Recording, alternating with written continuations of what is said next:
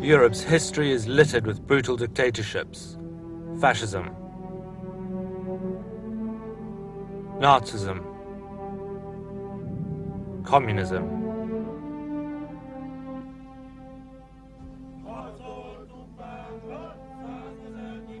Yet as the European Union expands to the east, old ideologies have begun to resurface.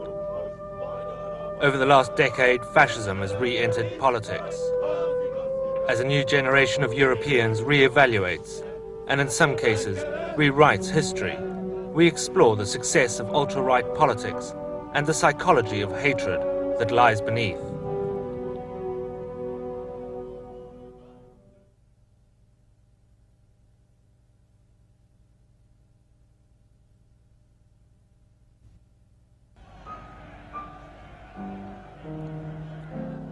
The 1920s and 30s saw the rise of the dictator Hitler in Germany, Mussolini in Italy, Franco in Spain, Stalin in the USSR.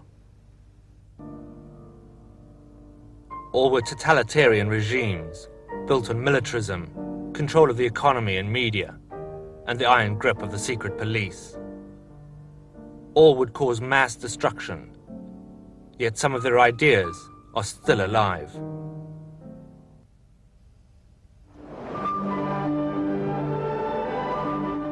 Austria is a country that clings to its old imperial traditions, but it's also haunted by its past. It once collaborated with fascist Germany. Now it has succumbed to the new wave of far-right politics sweeping Europe. When the troops of the Third Reich marched into the streets of Vienna, this was the only country to applaud, indeed, to join them.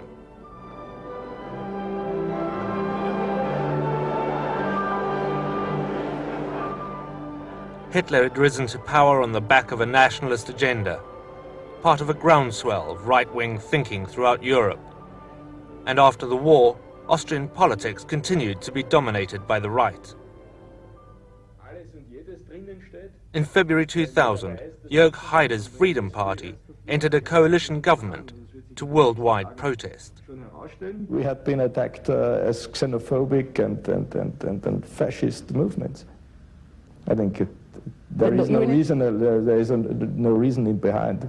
It's only the question of having a strong battle in Austria between a bloc of two powerful parties which do not want to lose this power. And we had been too successful in the past, and therefore they use all arguments they can put on the table to attack us. Haider is the son of two committed Nazis. He's gained infamy for praising Hitler's employment policies, for defending the Waffen-SS, and for dismissing Nazi concentration camps as punishment camps. 10 years on, he's apologized, but critics doubt his views have changed. You have to apologize if you make a mistake, and then it is over. And the Austrian people have certainly forgiven him. The Freedom Party won a staggering 40% support from the under-30s at the last election. Under the Nazis, there was Hitler Youth. Now, there's Haider Youth. He inspires a devoted following. Because he's a very charismatic person, and he also has the touch of the young man, you know. The Austrian-Hungarian border and the beginning of Fortress Europe. It's where the outsiders are literally kept out. In a massive operation, both police and military control this cold frontier. Every year, tens of thousands of illegal immigrants are arrested. But despite the surveillance, no one really knows how many make it through without being caught. Highlighting the burden of immigration has been the Freedom Party's forte. Its policies of zero tolerance are clear. So on immigration, I would say that we can short it or say it in two words.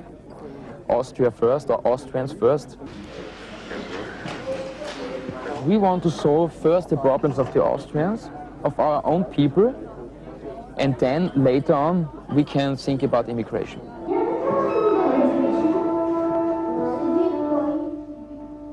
In fact, the Freedom Party is fiercely anti-integration of any sort. Haider called the European Union's decision to allow more countries to join a declaration of war. At the same time, those close to minorities sense a spreading climate of intolerance and hate. Caritas is a charity giving refuge to asylum seekers. The European Union is building up its own Iron Curtain on our side. And this makes me angry. In my district where I live, there are foreigners. And I hear when I go to the shop people complaining about those Turkish people who come to that apartment and the new Yugoslavian cafe over there and why is there no Austrian cafe anymore and stuff like that. You have to provide housing conditions for them. You have to organize a school system where they can speak their traditional language. Their mother language. We have to provide working places, we have to provide jobs for them. So what's and if we have an increasing unemployment rate in Austria, I think it's not responsible to accept so many refugees, so many immigrants coming to Austria and asking for jobs. Haider paints an image of detention centres overflowing with immigrants and soaring unemployment. The truth is that Austria's 8 million people are rich and getting richer. And whether from legitimate refugees or captured illegals, more than 90% of asylum applications fail. Haider is no longer openly praising Hitler, but it is playing the race card that has propelled him to power. Haider has tapped into a deep-seated xenophobia. Many Austrians feel a vote for him is a vote for the preservation of a culture that is uniquely Austrian, and which they feel is under a real or perceived threat. He knows very well that people vote for him also because of this racist motives. And this is his policy. His policy is to strengthen the problems of everyday life, to make out of social problems ethnic problems. Hitler believed in his racist, anti-Semitic, xenophobic agenda. I think there's no one important, not Haider especially, who believes in such an agenda. But now a certain parallel, certain negative stereotypes which had been used by the Nazis are once more used. But I think Haider is, of course, not a second Hitler, not even a second Hitler in disguise. I would say he's the successful Austrian version of a new type of right-wing policy. Fascism breeds when a society begins to give credence to the lie that foreigners are to blame for all its ills. When you suppress the truth, it begins to fester. When the lies begin to accumulate, you get ethnic paranoia, you get myths, massacre myths, genocidal myths. You get a whole compacted mass of lies which lie on top of a people and make them literally ill. And across Europe, the sickness is spreading. In a smoky bunker in Leipzig, in what was once communist East Germany, skinheads scream adoration for Hitler at a secret far-right gig. The band is called Zensur, which means censorship. Unemployment as well as immigration is fueling a resurgence of fascist groups here. Unemployment in Germany, as in France, is at a post-war high, 20% in parts of old East Germany. It's here in the East that the far right is really kicking.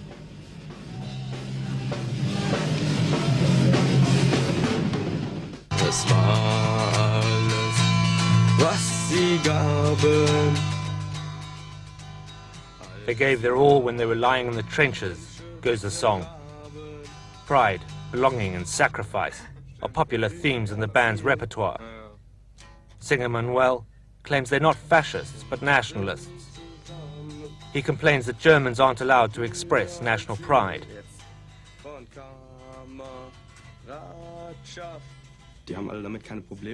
Just because Germany is already considered guilty, you only need to say, "I'm proud to be German," and straight away you're branded a Nazi, shoved into the corner. Or else it comes from an admiration for Hitler, in an overall sense.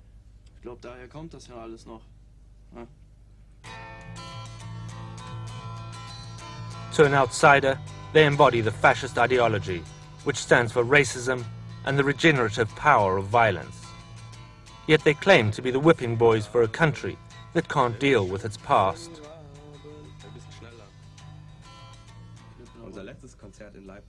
At our last concert in Leipzig, we had only just gone on stage and played one song when the police came in and cleared the place out in a radical fashion.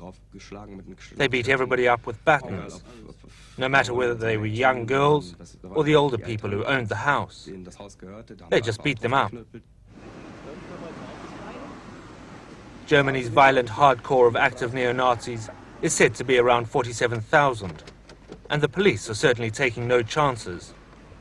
Today the right-wing National Democratic Party is holding a rally, and left-wing activists have vowed to disrupt it.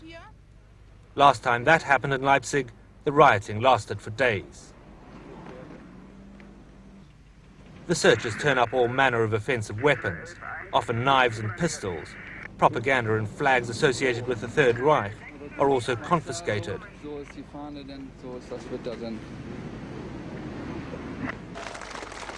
Although Germany's far-right parties still have less than 5% of the national vote, the 1990s have been boom time.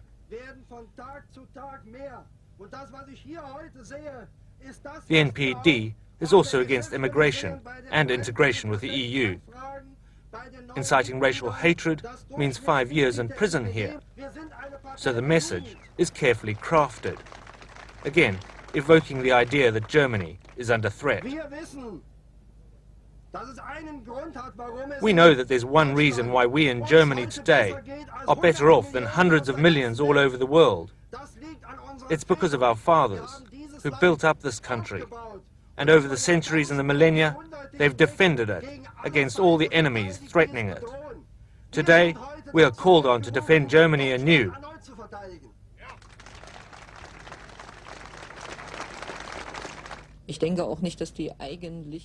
I don't think that the real threat to democracy is the teenagers who attack homes for asylum seekers, who beat up those who look and think differently. Rather, it's the politics and ideology that drive such acts.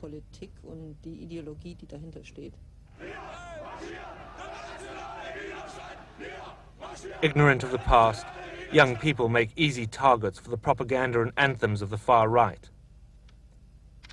Denying or trivializing the Holocaust is an offense under German law, but confiscating fascist material may drive the problem underground. This band sets Hitler's speeches to techno. Others, with names like the Turk Hunters, are rewriting the old message.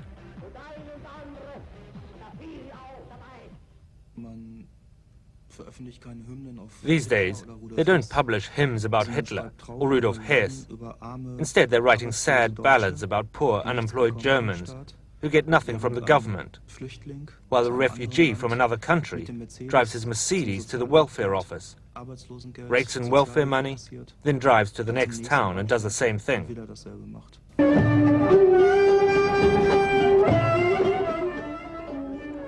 Refugees were always part of 20th century Europe's landscape. Armenians, Greeks, Turks, Spaniards, Jews. Their rights to seek asylum enshrined in the Universal Declaration of Human Rights. Today, 45% of Europe's asylum seekers will end up in Germany. Recently, the majority of those were Kosovo Albanians and Turkish Kurds. But the years when Germany eagerly imported migrant workers to fuel its economic miracle are long gone. Now foreigners make up 6% of the workforce, and they've become a convenient focus for social resentment.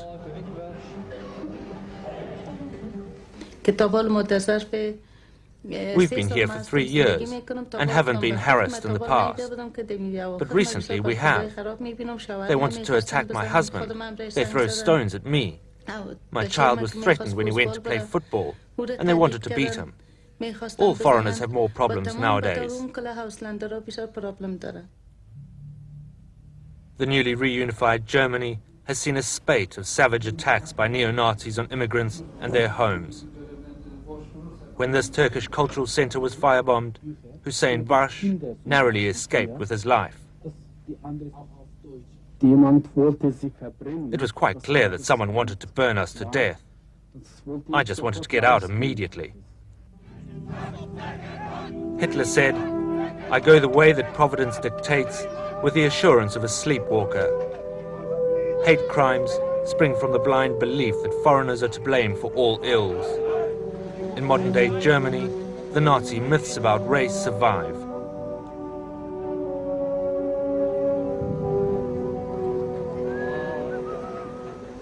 Nazis raus!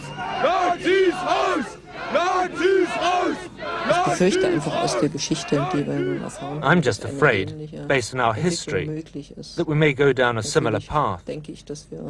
Of course, I also like to think that this society has enough forces to mobilize against us, but I'm not sure anymore, unfortunately. These men are refugees and on the run. They're at the beginning of a journey which might take them as far as Germany, or might end in a matter of hours in a Turkish jail. Most of them are Kurds from northeastern Iraq.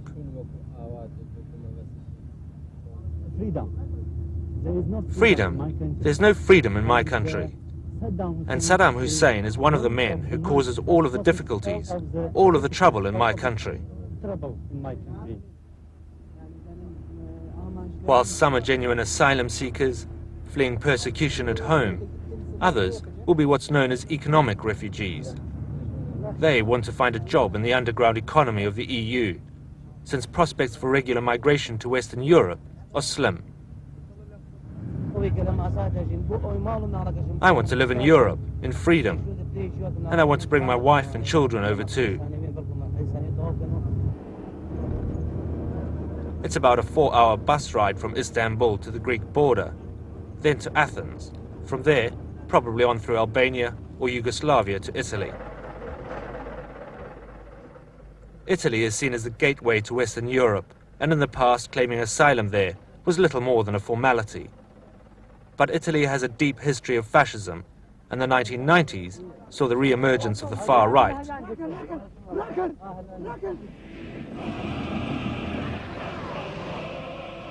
Whilst fascism's most enduring legacy might be German, it was actually born in Italy, after Mussolini seized power in 1922.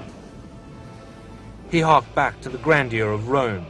He also collaborated with Hitler and crushed opposition. The Italian fascists were known for their brutality towards ethnic groups. Although they expelled the Nazis at the end of the war, their legacy was one of murder and executions no less effective than their German counterparts. They were Nazis. They accepted to go all the way with the Nazis. And they did terrible things in the north. Italian school children learn little about the roots of fascism, and many feel history is being rewritten. In the rest of Europe, 70–75% of the Jews were destroyed and the rest survived. Here, 25–30% were destroyed and the rest survived. But that doesn't make the story any better. For 50 years, the fascists were shunned from politics, but they have since made a comeback. In 1994, a neo-fascist party got 5 ministers into the coalition government of media tycoon Silvio Berlusconi. The new fascists, the National Alliance, discriminated against the poor, the needy and the foreign. The young fascists on the streets were jubilant.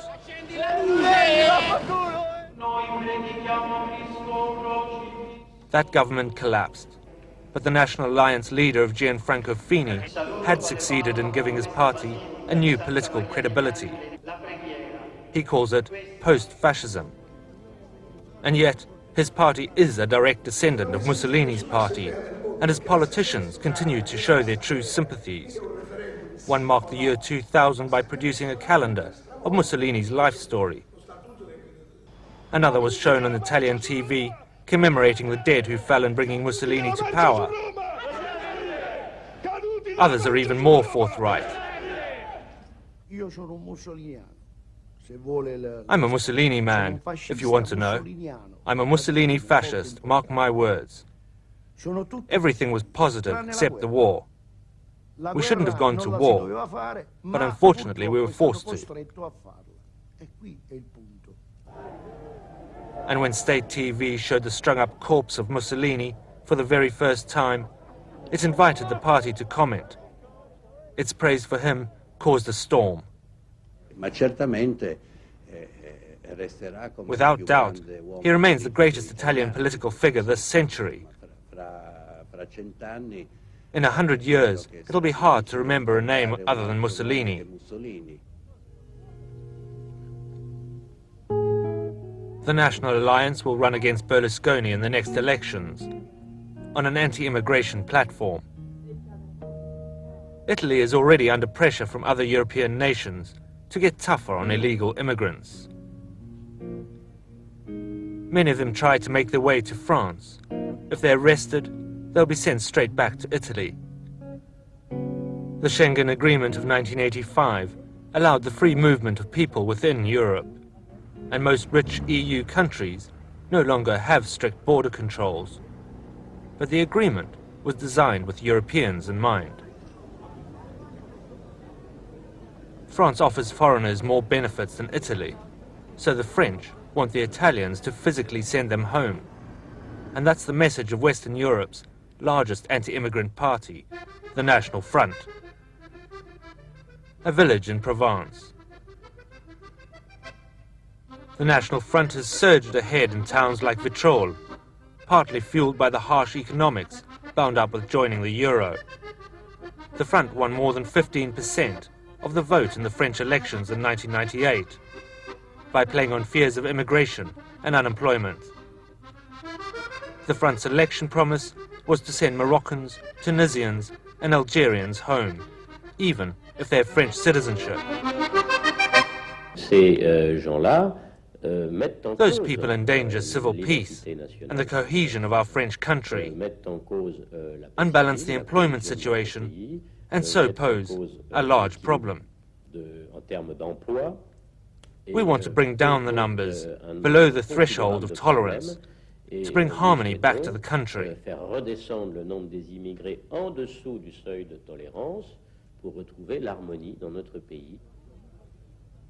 Election night 1997.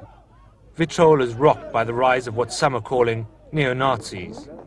If they call me a Nazi, they'll just make Nazism more attractive, because I got 52% of the vote in my town. Voters, like taxi driver Lucien Roche. It's not a racist party. For me, it's just a normal party. I think it's a normal party. It's a party that's straight and honest. And that's its appeal.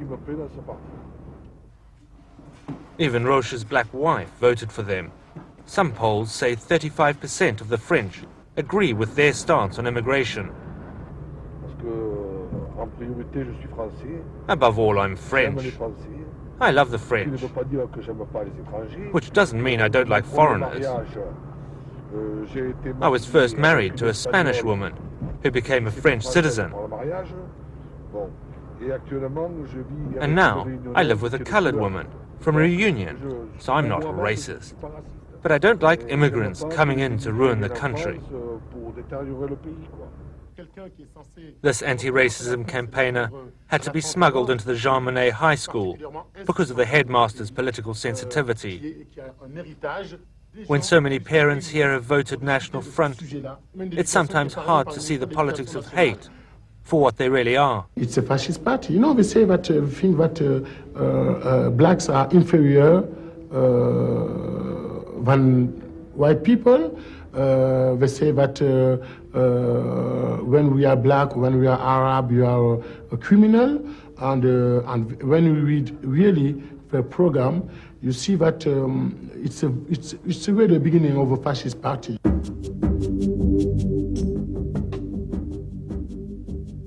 Unemployment in immigrant suburbs can exceed 30%. The youth here commit a disproportionate share of French crime. But they live under curfew and claim police harassment since the National Front came to power. If the police find you out after 10 p.m., they beat you up.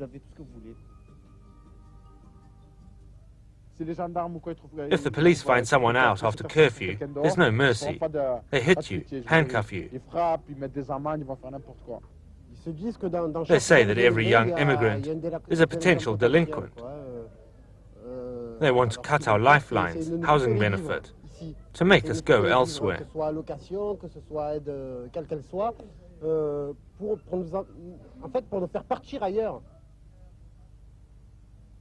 At 6 a.m. one morning, 14-year-old Najib was dragged from his bed, accused of setting a car on fire. He suffered a severe neck injury in police custody. They punched me, kicked me until I was ready to tell them anything they wanted to hear. Immigrants here say racism has the sanction of politicians, and that alienation has increased thanks to National Front policies. Since coming to power, it has expelled Algerians from council flats, cut funding to cultural organizations, banned left-wing books, and sacked social workers of foreign birth. It's true, we're abolishing those jobs and recruiting more police. But what are they really? They're gang leaders with a council salary. They've been paid to keep their mates calm, so everything will be okay. That's a mafia technique. It's a complete denial of the law and state, and that's why we're abolishing those jobs. Monsieur Maigret has since left the National Front to head his own race-obsessed party. So the Front's power base is split, but few believe they're gone from mainstream French politics.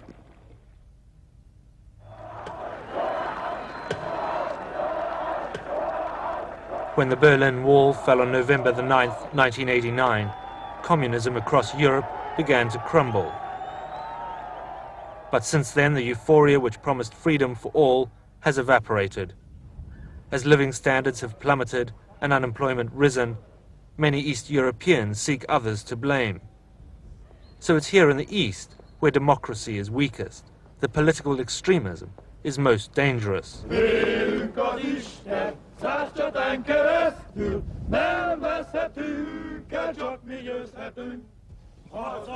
In 1994, to mark 50 years since Hungary's Holocaust, the overtly fascist World Nation Party was born. At one stage, it attracted 40,000 people to its rallies. The song is about fighting to preserve the Hungarian race. The party's founder, Albert Szabo, explains.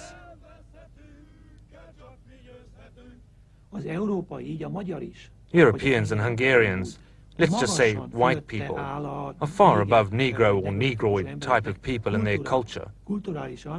And this difference in culture doesn't allow us to forcibly or quickly let them mix together, because it will create a breed which will be unable to fit in with any society.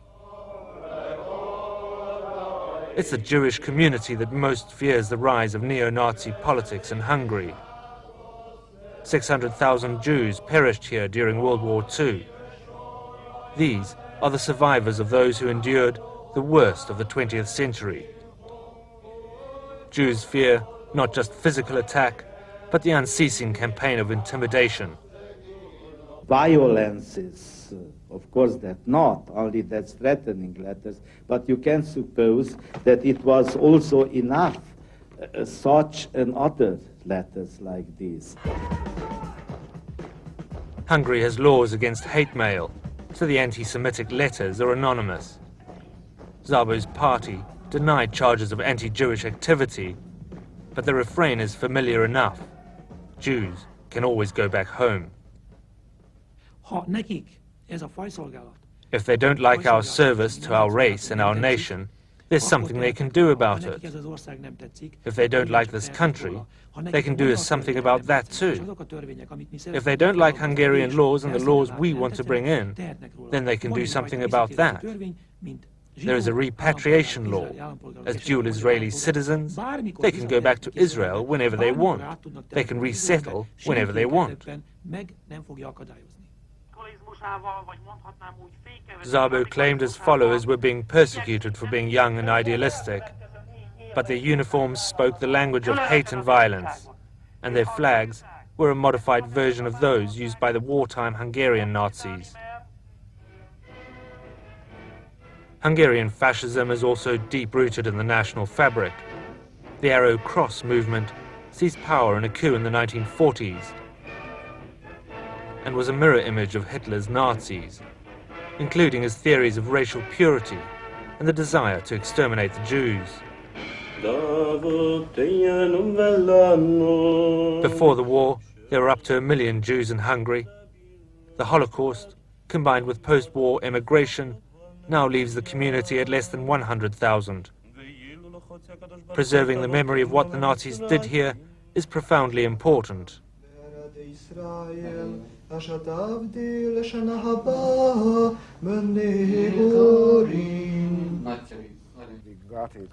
Following a robbery which looted the entire collection of the National Jewish Museum, they're literally trying to recreate the past. It's a very sad thing to show to the camera, but it's so-called Jewish soap. You can see. The soap, also known as clean Jewish fat, is made from the boiled down bodies of the crematoriums. And yet in Hungary, the idea is on the rise that the mass extermination of the Jews never happened. Albert Szabo ended up in court for denying the Holocaust. His party is now defunct, but other far-right politicians are active today in the Hungarian parliament.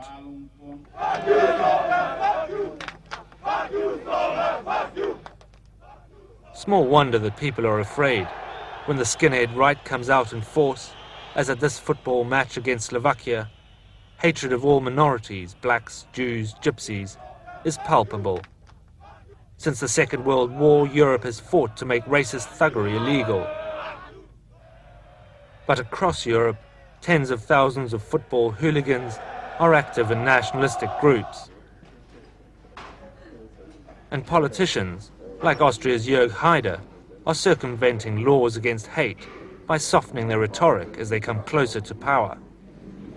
It would mean that it is possible, and it would stay possible for the future too, to make racist opposition policy, and then when you come near to power, to get more rational.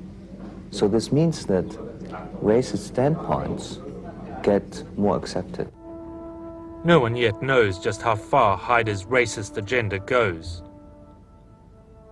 Someone who comes to us has to accept our way of life, has to accept our tradition, has to accept our language, and has to be open, being integrated in our society. That's an invitation, because we want to make Austrian citizens of them. I mean, think about what Austria got away with. And Germany didn't. But after 45, Austria got away with it.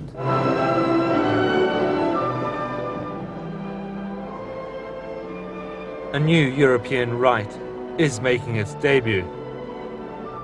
In Switzerland, which went to the polls just a few weeks after Austria, a party of ultra-nationalists recorded stunning gains.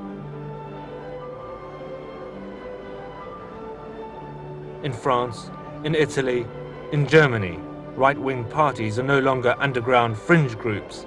They've entered mainstream politics, amid a general amnesia about the not-so-distant past.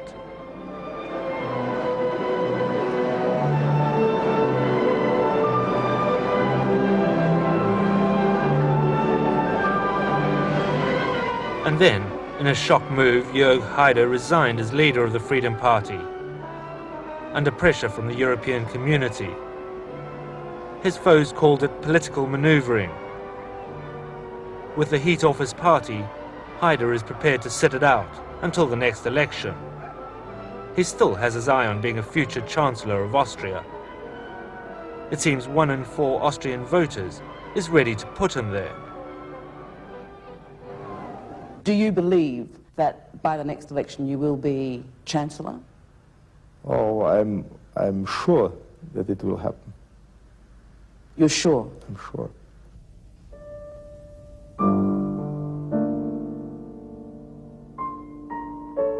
Europe's history is awash with nationalism, pogroms, and the creation of refugees. This is a continent where hate has recently and easily triumphed. Yet denial of the past atrocities is a growing trend. Despite the evidence, one survey revealed that half of all German teenagers were ignorant of Hitler's concentration camps. The Holocaust has stunning contemporary relevance. In a Europe that has recently witnessed ethnic cleansing in Kosovo, even with the difference in scale, the present has become the past. Ethnic tensions will create new wars and new refugees. The past needs to be recalled and studied as a warning, or it may serve as a bitter prelude to the future.